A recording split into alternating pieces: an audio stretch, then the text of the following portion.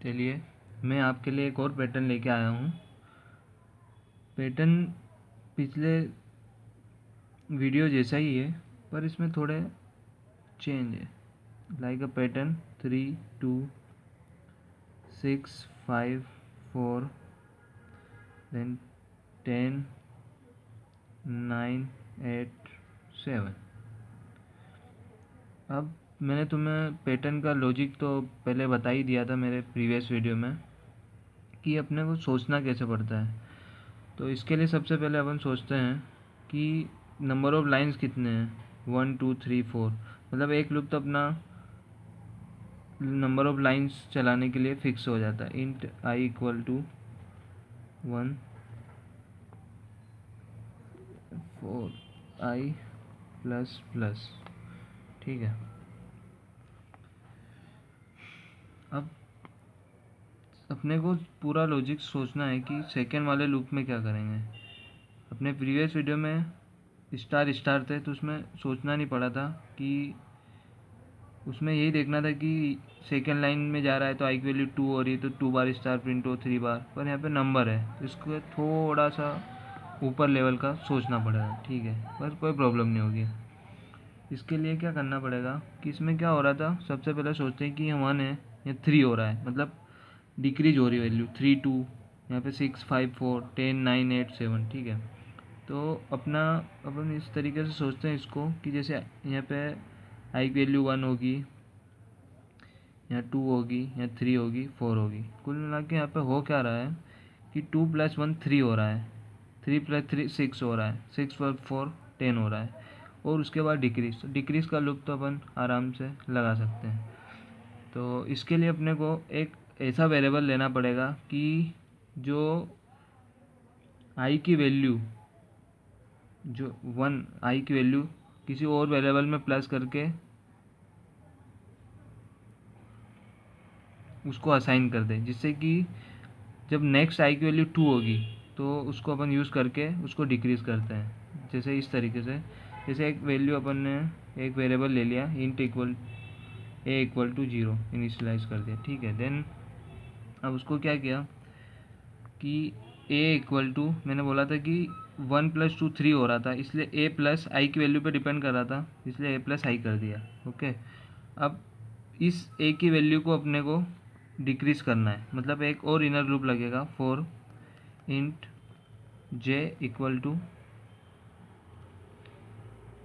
ए, मतलब डिक्रीज़ कर रहे हैं, मतलब ए की वैल्यू यहाँ पे मैं पूरा समझा दूंगा, ए की वैल्यू से डिक्रीज़ करना है मतलब ए आ जाएगा। ठीक है, देन जे डिक्रीज़ करना है, देन ए माइनस आई, मतलब आई की वैल्यू पर डिपेंड करता है। ये मैं पूरा लॉजिक आपको तरीके से सही तरीके से समझा दूंगा। देन प्रिंट क्या होगा,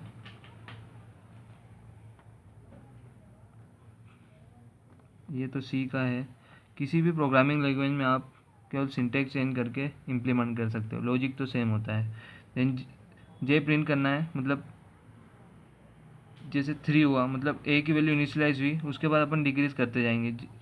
मैं पूरा समझाता हूँ जे ये। देन और ये भी आपको पता है कि एक पूरी लाइन चेंज करने के बाद क्या करते हैं अपन। ठीक है,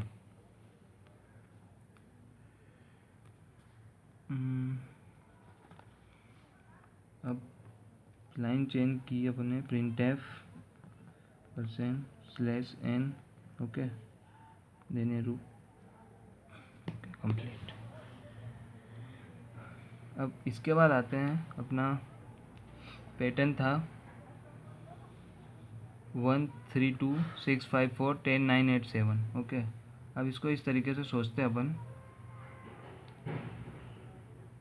मैं यहाँ पे लिख लेता हूँ थोड़ा, तो जिससे कि विजिबल हो जाएगा। 1 3 2 6 5 4 10 9 8 7। अब इसको मैं एग्जीक्यूट कैसा होगा, सबसे पहले इस लूप में ए की वैल्यू 0 हुई और आई की वैल्यू 1 हुई,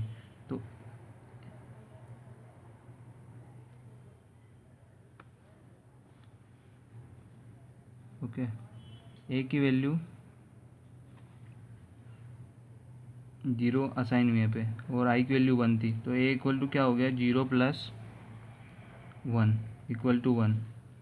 ए की वैल्यू 1 हो गई। अब ए की वैल्यू जे में चली गई, तो जे इक्वल टू 1 हो गया। ठीक है, ये कंडीशन यहाँ हो गई, जे इक्वल टू 1 हो गया, ये 1 रखा।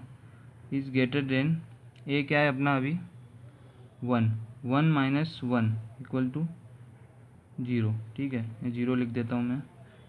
अब कंडीशन चेक हुई, इसके बाद मैंने बताया था यहाँ पे गया लूप, देन कंडीशन चेक हुई, true 1 is greater than 0, then print मतलब जे की वैल्यू।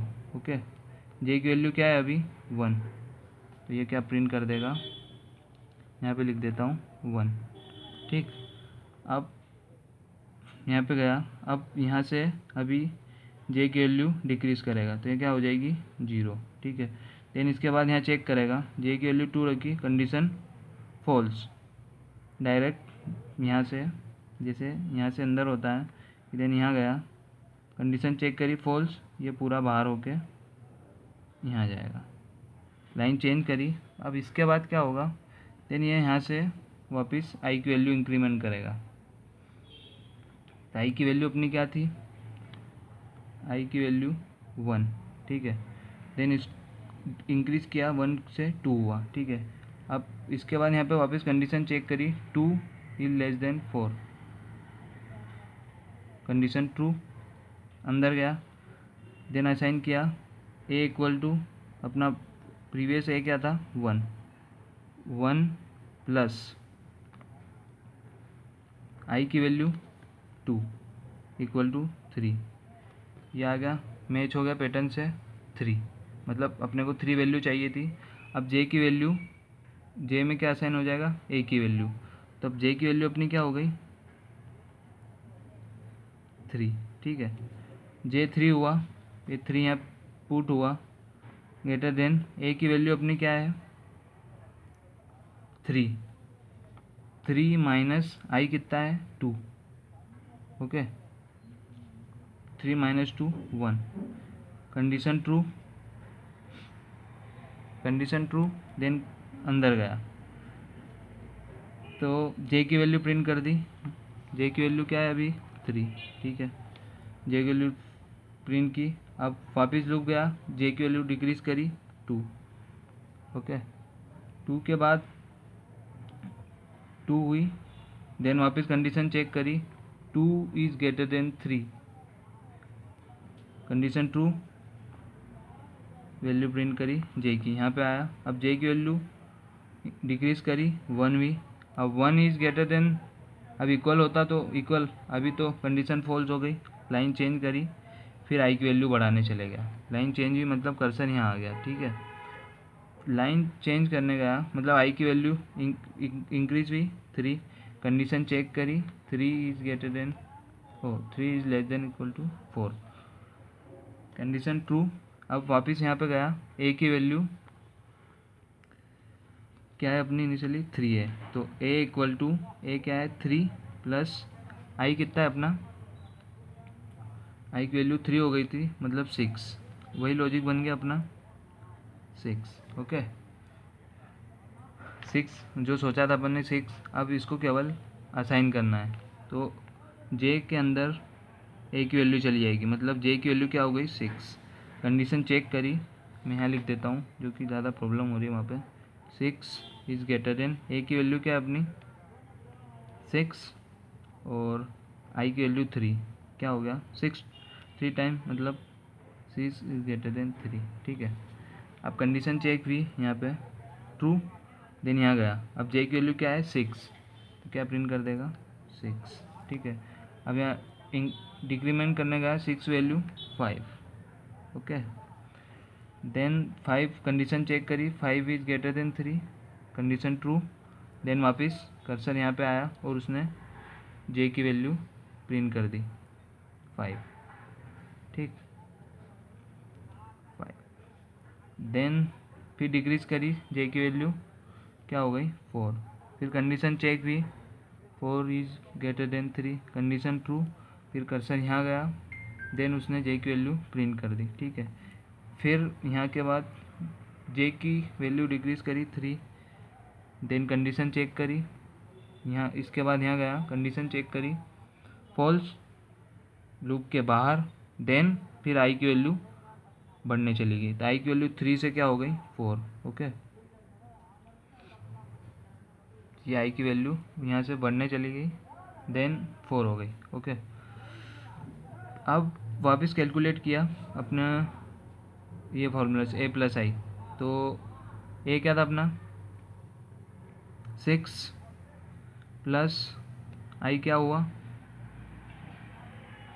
4, 10 आ गया, वही चाहिए था अपने को। देन क्या होगा, जे की वैल्यू 10 हो गई क्योंकि ए की वैल्यू असाइन होती है 10। ठीक, अब उसके बाद यहाँ कंडीशन चेक हुई, मैं यहाँ लिख देता हूँ 10 इज ग्रेटर देन, ए की वैल्यू क्या है 10 माइनस आई है अपना, आई की वैल्यू क्या है 4, मतलब 10 इज ग्रेटर देन 6। ओके, अब जैसे यहाँ कंडीशन ट्रू हुई, अंदर गया है ना, अंदर के बाद उसने प्रिंट कर दिया 10। अब जे की वैल्यू डिक्रीज होने गई तो 9 हो गई, अब 9 हो गई, देन फिर वापस कंडीशन चेक करी 9 is greater than 6, condition true, true के बाद यहाँ गया 9 प्रिंट किया।